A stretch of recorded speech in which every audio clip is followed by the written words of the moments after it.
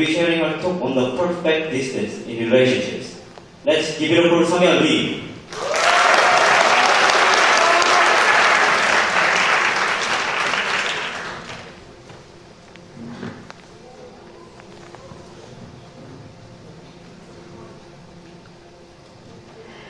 Imagine two dancers on stage.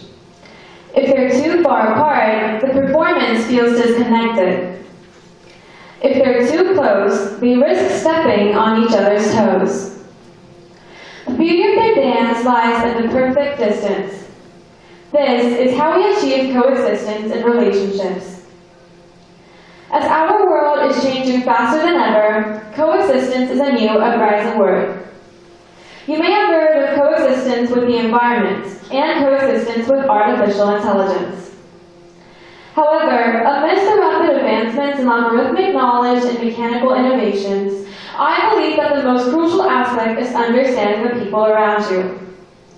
True solidarity for saving the earth and fostering innovation can only be achieved when we, fellow humans, learn to coexist harmoniously despite our diverse backgrounds. Coexistence is when two or more groups live together while respecting their differences. After my first month at Google, I agonized about the perfect distance in a relationship.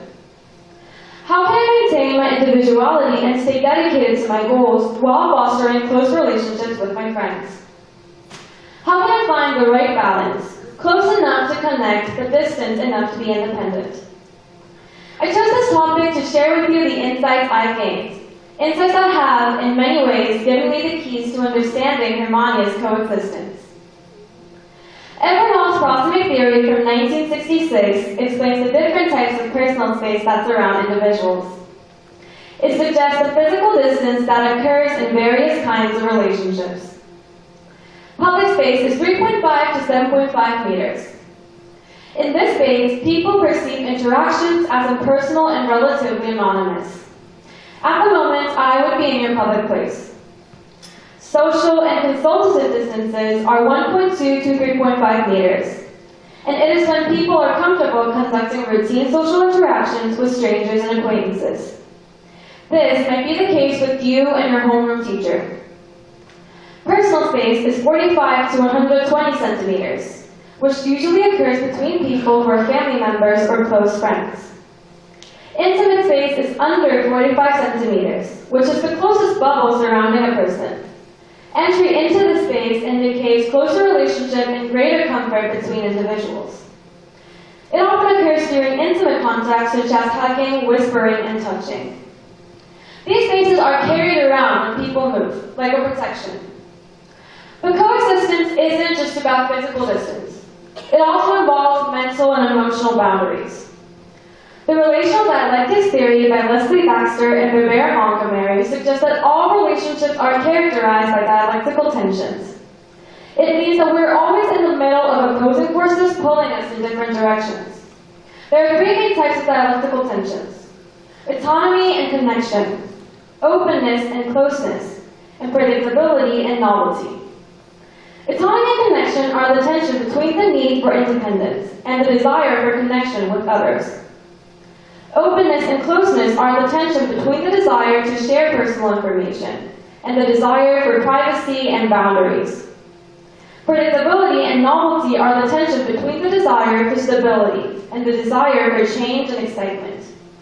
How people handle these tensions varies greatly.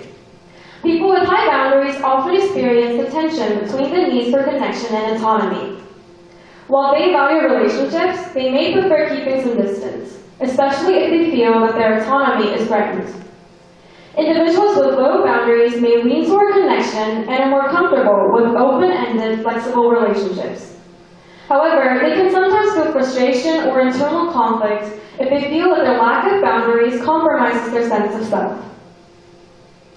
The difference between the level of these boundaries by people makes us confused.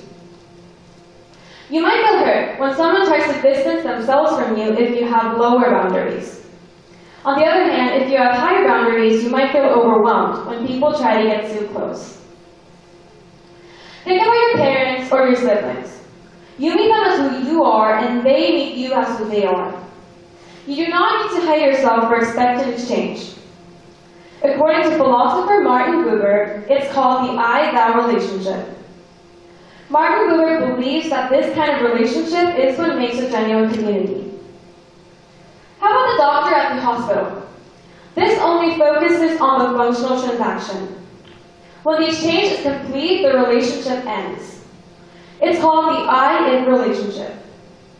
Human beings may adopt two attitudes toward the world. The one aware of each other as interconnected and a transactive one. It's natural to require both attitudes. The way people choose between intimacy and individuality is where the different boundaries between people show up.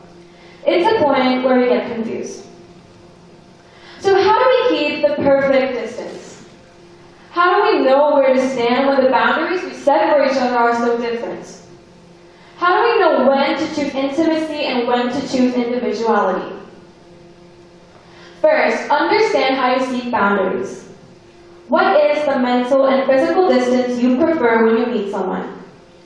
Knowing your preferences can help you set your expectations for certain relationships. Second, acknowledge the tensions and embrace them.